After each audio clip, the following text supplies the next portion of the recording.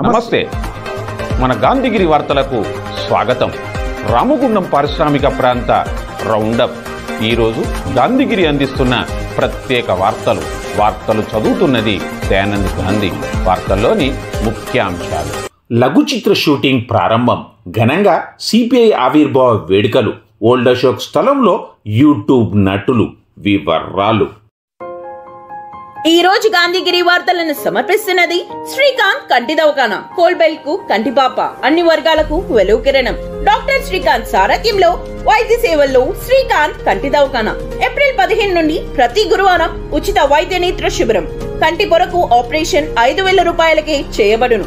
లక్కం భిక్షపతి కార్యనిర్వహణలో శ్రీకాంత్ కంటి దవాఖానా. Lakshminagar, Godavarikhani. Phone number 8074911632.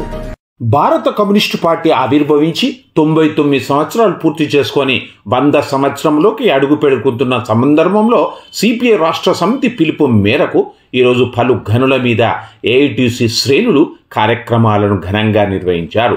GDK 193 ఇంక్లైన్లో Singareni colliery workers union AITC ఉప ప్రధాన కార్యదర్శి మడ్డి ఎల్లగౌడ్ ముఖ్య అతిథిగా హాజరై పార్టీ పతాకాన్ని ఆవిష్కరించారు. ఆయన కార్మికులను ఉద్దేశించి మాట్లాడారు. AITC 1 incline pit secretary Manala Srinivas అధ్యక్షత జరిగిన ఈ కార్యక్రమంలో నాయకులు సిర్ర మల్లికార్జున్, కుప్పుల లింగయ్య, శ్రీకాంత్, మహేందర్ తదితరులు ఉన్నారు. కాగా భాస్కర్రావు భవన్తో పాటు పలు గనుల మీద ఈ కార్యక్రమాలు ఘనంగా నిర్వహించారు. భారత కమ్యూనిస్టు పార్టీ, భారత కమ్యూనిస్టు పార్టీ, సిపిఐ. భారతదేశ గడ్డపైన 100 సంవత్సరాలుగా పురుడు పోసుకొని విజయవంతంగా ఈరోజు కార్మికులను, కర్షకులను, సంఘాలను ఏకంపరిచి ఇలా రైతు కూలీలను, రైతు సంఘాలను, కార్మిక సంఘాలను, ఆటో యూనియన్, ప్రతి ఒక్క యూనియన్ పెట్టుకునే అవకాశాన్ని తీసుకొచ్చింది భారత కమ్యూనిస్ట్ పార్టీ. భారతదేశంలో మొట్టమొదటి పార్టీ. ఈరోజు సింగరేణి కాలేజ్ వర్కర్స్ యూనియన్ ఇలా సింగరేణి సంస్థలో నెలకొల్పింది భారత కమ్యూనిస్ట్ పార్టీ. ఆ రోజే నైజాం కాలంలోనే, బ్రిటిష్ కాలంలోనే ఆర్టీసీల సంఘం పెట్టింది ఏఐటీసీ. ఇలా 10 సంఘాలుగా, ఇలా 100,000 సంఘాలుగా, లక్షల సంఘాలుగా పెట్టి ఇలా రైతు కూలీలను ఏకపరిచి, కార్మికులను ఏకపరిచి మాట్లాడే హక్కు, వేజేసి మాట్లాడేది, వేజేసి చట్టాలు కానీ, సర్క్యులర్ కానీ తీసుకొచ్చినటువంటి భారత కమ్యూనిస్ట్ పార్టీ ఈ రోజున ఈ జెండా కింద పలు సంఘాలుగా ఇలా ఉన్నాయి. అతిరథ మహారథులను కన్నది ఈ పార్టీ. ఇలా ఈ పార్టీలో పుట్టిన నాయకులే ఈరోజు భారతదేశంలో కానీ, ఈ రాష్ట్రంలో కానీ ఇలా ఈ అడిగే స్వేచ్ఛ, ఇలా ఈ శాసనసభ, ఇలా ఈ అడిగే హక్కు ఉన్నది అని అంటే భారత కమ్యూనిస్ట్ పార్టీ ఒక పోరాట ఫలితం దాని వెనుక ఉన్నది. కాబట్టి 100 ఏళ్ళు వర్ధిల్లడం అంటే అది ఆషామాషి కాదు. ఒక 100 ఏళ్ళు తన ప్రయాణాన్ని కొనసాగించి కార్మిక కర్షకుల కోసం, పేద ప్రజల కోసం, సమాజం కోసం పోరాడడం అంటే కమ్యూనిస్టుల యొక్క ఘనత ఏమిటో మనం అర్థం చేసుకోవచ్చు. ఆనాడు కేవలం వేళ్ల మీద లెక్క పెట్టగలిగే వ్యక్తులతో ప్రారంభమైన పార్టీ మొదట 1-2 గ్రూపులుగా 1920లో తాష్కెంట్లో మొదలైన దీని ఆవిర్భావం మాత్రం 1925 డిసెంబర్ 26 ఉత్తరప్రదేశ్ కాన్పూర్లో మొదటి సభ జరిగింది. ఆనాడు మార్క్సిజం, లెనినిజం అనే సిద్ధాంతంతో ఈ దేశంలో ఒక పార్టీ నిర్మించబడాలి. స్వాతంత్ర్యం కోసం, అలాగే అనేక రాష్ట్రాల్లో ఉన్నటువంటి జమీందారులకు వ్యతిరేకంగా, జాగీర్దారులకు వ్యతిరేకంగా, అనేక సంస్థానాలకు వ్యతిరేకంగా, రాచరికానికి వ్యతిరేకంగా పేద ప్రజలను, అనేక మందిని సమాయత్తం చేయాలని చెప్పి ఒక ఆలోచనతో కమ్యూనిస్ట్ పార్టీ నడుముగట్టింది. అందుకే తాష్కెంట్లో వ్యక్తులతో మొదలైన ఈ దేశానికి వచ్చింది మాత్రం 99 సంవత్సరాల కిందట. ఇప్పుడు 100వ పండుగ, 100 ఏళ్ల పండుగ జరుపుకుంటున్నది భారత కమ్యూనిస్ట్ పార్టీ. ఇది నిజంగా పేద ప్రజలకు పండుగ, ఇది నిజంగా కార్మిక కర్షకులకు పండుగ, ఇది నిజంగా మహిళలకు, యువజనులకు, విద్యార్థులకు పండుగ. ఎందుకంటే ఈ దేశానికి స్వాతంత్ర్యం కావాలని మొదట నినదించింది కమ్యూనిస్ట్ పార్టీ. అట్లాగే మన తెలంగాణలో నిజాంకు వ్యతిరేకంగా ఆనాడు సాయుధ రైతాంగ పోరాటం నడిపింది. 10 లక్షల ఎకరాల భూములు పంచింది. 4500 మందిని బలిదానం చేసింది communist party. Sai Teja creations సమర్పించు అప్పు ఇచ్చుడు నేరమా లఘు చిత్రం షార్ట్ 1.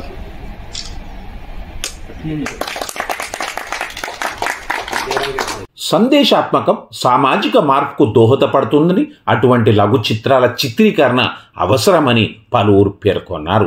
సాయి తేజ క్రియేషన్లో దామెర శంకర్ దర్శకత్వంలో అప్పు ఇచ్చుడు నేరమా లఘు చిత్ర షూటింగ్ను వీర్లపల్లి గ్రామ శివార్లోని సీతారామరెడ్డి ఫామ్ హౌస్లో ఈశ్వర కృప వృద్ధాశ్రమ చైర్మన్ పిటి స్వామి ప్రారంభించారు. ఈ కార్యక్రమంలో పలు పక్షాల బాధ్యులు వంగ శ్రీనివాస్ గౌడ్, పిఎస్ అమరేందర్, కుమార్ పటేల్, వి6 శంకర్, విజయ్, శంకరలింగం, రాజేష్ తదితరులు ఉన్నారు. ప్రముఖ కళాకారుడు పారిశ్రామిక ప్రాంతంలో శంకర్ గారు, వారి నేతృత్వంలో వారే నిర్మాతగా డైరెక్టర్గా ఉండి ఒక మంచి కార్యక్రమాన్ని లఘు చిత్రాన్ని నిర్మిస్తున్నారు. సాయి తేజ క్రియేషన్స్ వారి ఆధ్వర్యంలో అప్పు ఇచ్చుడు నేరమా అనేటువంటి లఘు చిత్రం, ఇది సందేశాత్మక చిత్రంగా నేను భావిస్తున్నాను. ఎందుకంటే సమాజంలో ఇవాళ చూస్తే ఎవడు పడితే వాడు అప్పులు తీసుకుంటుండే, ఎగ్గొడుతుండే, పారిపోతున్నాడు. ఇవన్నిటికీ ఒక పరిష్కార మార్గం చూపెట్టాలని తనదైన శైలిలో శంకరన్న గారు ఈ చిత్రాన్ని నిర్మించి ప్రజలకు అంకితం ఇస్తున్నారు. వారికి మనస్ఫూర్తిగా కృతజ్ఞతలు, ధన్యవాదాలు తెలియజేస్తున్నాను. ఈనాటి సమాజంలో అప్పనంగా డబ్బు సంపాదించుకునే వాళ్ళు ఏదో అప్పు సాధించుకోవడానికి మాయమాటలు చెప్పి వాళ్ళ తర్వాత ఐపీ ద్వారా ఎగ్గొట్టవచ్చు అనే దురాశ చాలా మందిలో ఉంది. అది సమంజసం కాదని, దాని ప్రభావం వల్ల పరిస్థితులు ఎలా మారుతాయనే సంఘటన ఈ చిత్రంలో నిర్మించడం జరిగింది. మరి ప్రస్తుతం మన ప్రాంతంలో ఉన్నటువంటి పరిస్థితులను అందరి పట్ల అవగాహన కలగాలనే ఉద్దేశంతో నిర్మించిన ఈ చిత్రాన్ని ప్రేక్షకులందరూ ఆదరిస్తారని ఆశిస్తూ, ఎక్కడ ఏమో కానీ గోదావరికని కార్మిక క్షేత్రంలో అప్పుకు సంబంధించిన సమస్య చాలా జటిలంగా ఉన్నది. చాలా మంది అప్పు చేయడం, పారిపోవడం, ఐపీలు పెట్టడం, ఇబ్బందికరమైనటువంటి పరిస్థితులు ఈ ప్రాంతంలో ఎక్కువగా నెలకొన్నాయి. మరి చాలా మంది ప్రముఖులు కూడా చాలా చరిత్ర చూస్తున్నాం. అంతేకాదు, అప్పు మనిషి ప్రాణాన్ని కూడా తీస్తున్నది. చాలా కుటుంబాలను శిథిలం చేస్తూ ఉన్నది. మరి ఇటువంటి కంటెంట్తో, ఇటువంటి కథాంశంతో మరి ఈ ప్రాంతంలో సీనియర్ కళాకారులు ఎందరికో, వాస్తవానికి కూడా కళారంగానికే ఇక్కడ ఒకలాంటి వేగుచుక్క. ఒక మాటలో చెప్పాలంటే ఈ ప్రాంతంలో కళాకారులు, కళలకు ఒక మంచి గుర్తింపు తెచ్చినటువంటి దామెర శంకర్ గారు వారి డైరెక్షన్లో, వారి స్వీయ దర్శకత్వంలో నిర్మాతగా ఉంటూ మరి ఇప్పటివరకు అనేకమైనటువంటి సందేశాత్మకమైనటువంటి చిత్రాలను నిర్మించి ఈ సమాజాన్ని ఆలోచింపజేసినటువంటి ఘనత వారికి దక్కింది. మరో భాగానికి ఒక ముందుకు అడుగు వేసి ఈ సమాజంలో ఉండేటువంటి ఇప్పుడు ఉన్నటువంటి రుగ్మత అదేంటి అంటే అప్పుకు సంబంధించినటువంటి సమస్య.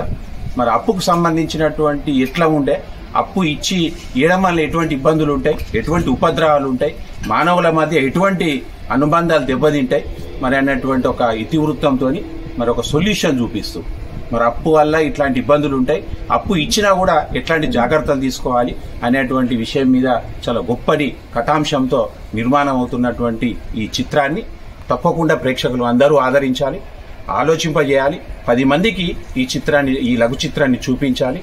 ప్రతి ఒక్కరూ మారే విధంగా సమాజంలో ఈ జటిలమైనటువంటి సమస్యకు ఒక చక్కటి పరిష్కారం అయ్యే విధంగా తప్పకుండా అందరు ప్రేక్షక లోకం అనేది ఆదరించాలని కోరుతూ థ్యాంక్ యూ.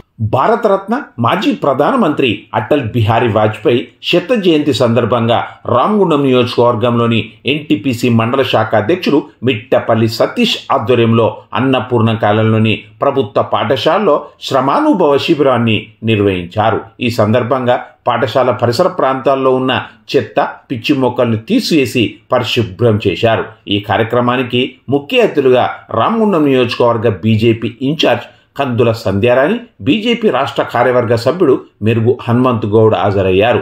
ఈ కార్యక్రమంలో బీజేపీ నాయకులు గాన్ల ధర్మపురి, కోమల, మహేష్, తోట కుమారస్వామి, కొండపర్తి సంజీవ్, కోడూరి రమేష్, గుండబోయిన భూమయ్య, సిలివేరి అంజి, తిరుపతి సత్యనారాయణ, నర్సింగ్, చిరంజీవి తదితరులు ఉన్నారు. భారతీయ జనతా పార్టీ యొక్క సిద్ధాంతం, ముఖ్యంగా అటల్జీ గారు కార్యకర్తలకి, నాయకత్వానికి వారందించినటువంటి స్ఫూర్తి, మనం ఎప్పుడైనా దేశం కోసం, ధర్మం కోసం జీవించాలనేటువంటి ఒక సంకల్పంతో వారు బోధించినటువంటి ఆ మాటల్ని అవగాహన చేసుకొని ఈరోజు కార్యకర్తలంతా కూడా శత జయంతి ఉత్సవాల సందర్భంగా వివిధ కార్యక్రమాలని నిర్వహించుకోవడం జరుగుతూ ఉన్నది. మరి నిన్న ప్రభుత్వ ఆసుపత్రిలో పళ్ళని పంపిణీ చేయడం, ఈరోజు ప్రభుత్వ పాఠశాలని శుభ్రం చేయడం, రేపు ఇంకొక సేవా కార్యక్రమం, ఇట్లా వారం రోజుల పాటు కూడా మరి సేవా కార్యక్రమాలు నిర్వహిస్తూ వారు అందించినటువంటి స్ఫూర్తిని సమాజానికి తెలియజెప్పేటువంటి విధంగా భారతీయ జనతా పార్టీ కార్యకర్తలంతా కూడా ముందుకు రావడం, ఈ కార్యక్రమాల్లో పాల్గొనడం నిజంగా కూడా చాలా అభినందనీయంగా భావిస్తూ ఉన్నాము. ఏదైతే వారు చూపించినటువంటి బాటలో ముందుకు నడుస్తూ వారు కోరుకున్నటువంటి, ఆనాడు ఏదైతే పార్లమెంటులో కాంగ్రెస్ పార్టీ నాయకులు అవహేళన చేస్తే మీ పార్లమెంటు 2 సీట్లు ఉన్నాయి, మీరు ఎంపీలు ఏం చేస్తారని చెప్పి ఆ రోజు అవహేళన చేస్తే వారు ఒకటే చెప్పిండ్రు, కమలం తప్పకుండా వికసిస్తుంది, దేశవ్యాప్తంగా భారతీయ జనతా పార్టీ అధికారంలో ఉంటుంది, మా కార్యకర్తలు నాయకుల యొక్క సంకల్పంతో భారతీయ జనతా పార్టీ అధికారంలో ఉంటుందని చెప్పి వారు చెప్పినటువంటి మాటలు కార్యకర్తల్ని స్ఫూర్తింపజేసినాయి. అందుకే ఈ నెల 28న హైదరాబాద్లోని సుందరయ్య విజ్ఞాన కేంద్రంలో సిపిఎంఎల్ న్యూ డెమోక్రసీ 2 పార్టీల వినయ సభ జరగనుండగా, విలీన సభను న్యూ డెమోక్రసీ పార్టీ శ్రేణులు, విప్లవ అభిమానులు సభకు హాజరై జయప్రదం చేయాలని కోరుతూ గోదావరికని గంగానగర్లో పోస్టర్ను ఆవిష్కరించారు. కార్యక్రమంలో CPML new democracy party town నాయకుడు ఎడ్ల రవికుమార్ మాట్లాడారు. ఈ కార్యక్రమంలో నాయకులు తిప్పని రామ్కి, ముచ్చకొల్ల బాలకృష్ణ, ఎడ్ల రాజ్ కుమార్, మహిపాల్, శ్రీనివాస్, లక్ష్మణ్, శ్రీకాంత్, జగన్ తదితరులు ఉన్నారు.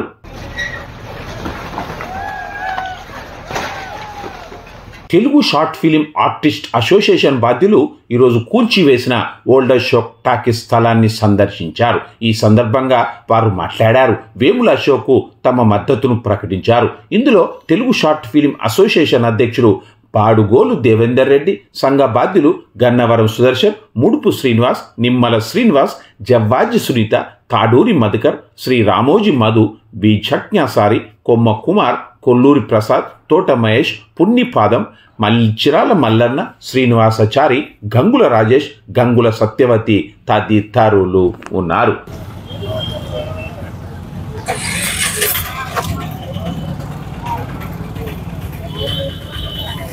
కబ్జా చేయాలనే కుట్రలో భాగంగా వాళ్ళు ఎత్తుకు పై ఎత్తు చేస్తూ మరి మార్చి 23వ తారీఖు నాడు అర్ధరాత్రి ఒక 100 మంది గుండాలతో వచ్చి ఈ థియేటర్ని కూలగొట్టడం జరిగింది.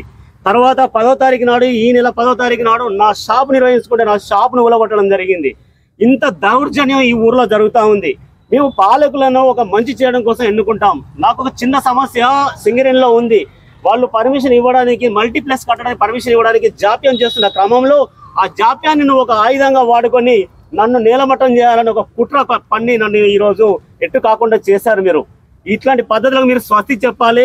నేను ఇప్పటికైనా సింగరేణి అధికారులను కోరుతున్నాను, మరియు రెవెన్యూ అధికారులను కోరుతున్నాను, మున్సిపాలిటీ వాళ్ళని కోరుతున్నాను, ఈ రాష్ట్ర ప్రభుత్వాన్ని కోరుతున్నాను, ఈ రాష్ట్ర ముఖ్యమంత్రి గారు కోరుతున్నాను. ఇక్కడ స్థానిక ఎమ్మెల్యే బలం చూసుకొని కొంతమంది గుండాలు, రౌడీలు, కబ్జాదారులు ఈ స్థలాన్ని కబ్జా చేయాలని వాళ్ళు విశ్వ ప్రయత్నాలు చేస్తూ ఉన్నారు. వీటికి దయచేసి మీరు అడ్డుకట్ట వేయండి. చట్ట ప్రకారంగా నాకు ఏదైతే ఇక్కడ న్యాయం జరగాలో ఆ న్యాయం జరగడానికి మీరు 100% కృషి చేయాలని చెప్పి సందర్భంగా కోరుతున్నాను. చట్టం ఏది నిర్ణయిస్తే అది చేసుకోవడానికి నేను సిద్ధంగా ఉన్నాను. ఇది ఎవరి ప్లేస్లో, ఎవరి ఆధీనంలో ఉన్నా వారు ఈ నా లీజును కంటిన్యూషన్ చేస్తూ నేను మల్టీప్లెక్స్ థియేటర్ కట్టడానికి నాకు సహకరించాలని, తద్వారా ఒక 100 మంది ఇక్కడ ఉపయోగం జరుగుతుందని ఈ సందర్భంగా మరొకసారి రాష్ట్ర ప్రభుత్వానికి గుర్తు చేస్తున్నాను. నాకు తెలుగు షార్ట్ ఫిల్మ్ అసోసియేషన్ నుండి వచ్చినాము. సో నేను ప్రొడ్యూసర్గా, యాక్టర్గా ఎంతో మందికి జీవనోపాధి కలిగించారు. ఇలాంటి పర్సన్ ఎలా ఇబ్బంది పెట్టడము, గవర్నమెంట్ స్కీమ్స్ నిజంగా ఎలా కళాకారుల నుండే, మూవీస్ నుండే మూవ్ అవుతున్నాయి కాబట్టి ప్రతి ఒక్కరూ ఆలోచించండి. ఏ ఆర్టికల్ ప్రకారం ఇలా చేసిరో నాకు సంబంధం లేదు, కానీ ఏ ఆర్టికల్లో మాత్రము ఇక్కడ కోర్టులో ఉన్నదానికి వితౌట్ ఇన్ఫర్మేషన్ లేకుండా చేయడం మాత్రము ఏ ఆర్టికల్లో లేదు, రాజ్యాంగంలో కూడా ఎక్కడ లేదు. సో గవర్నమెంట్ కూడా కొంచెం ఆలోచించాలి. ఒకరి ప్లేస్ లాక్కోవడానికి హైడ్రాని అనే కొత్త స్కీమ్ తీసుకొచ్చారు. ఏ గవర్నమెంట్ కూడా ఏ ఆర్టికల్లో కూడా ఈ హైడ్రా స్కీమ్ లేదు. ఓన్లీ చెరువులను ప్లస్ ఎక్స్ట్రా ఉన్న ప్లేస్లను గవర్నమెంట్ ప్లేస్లను రిక్రూట్మెంట్ చేసుకున్న ప్లేస్లకు మాత్రమే హైడ్రా స్కీమ్. ఇలాంటి ప్లేస్ ఆల్రెడీ తిను పెట్టుకున్న స్కీమ్ కంప్లీట్ కాలేదు, ఆల్రెడీ కోర్టులో రన్ అవుతుంది. రన్ అయిన ప్లేస్ను ఎలా తీసుకుంటుంది గవర్నమెంట్? ఏ స్కీమ్ ప్రకారం ఇది తీసుకుంది, ఏ ఆర్టికల్ ప్రకారం తీసుకుంది? సో తన ప్లేస్ తనకి ఇప్పించండి. ఒక కళాకారునిగా ఎంతో మందికి కళాకారులను తయారు చేసిండు. యాజ్ ఏ ప్రొడ్యూసర్, యాక్టర్, ఎంతో మందికి జీవనోపాధి కూడా కలిగిస్తున్నాడు. అలాంటి వాళ్ళను మీరు ఎంకరేజ్ చేయాలి, కానీ డిక్రేజ్ చేయకుండా చూడండి. దయచేసి ఆయన ప్లేస్ ఆయనకు ఇప్పించండి. ఎక్కడా కూడా ఆయన ఎంతగా సఫర్ అవుతున్నారో ఖచ్చితంగా దానికి మీరు కావాల్సిన చైతన్యం ఇవ్వండి. గవర్నమెంట్ కోరుకునేది ఒకటే రేవంత్ సార్ ఖచ్చితంగా తన ప్లేస్ తనకి ఇప్పించగలరని. ఇంతటితో గాంధీగిరి వార్తలు సమాప్తం. నమస్కారం.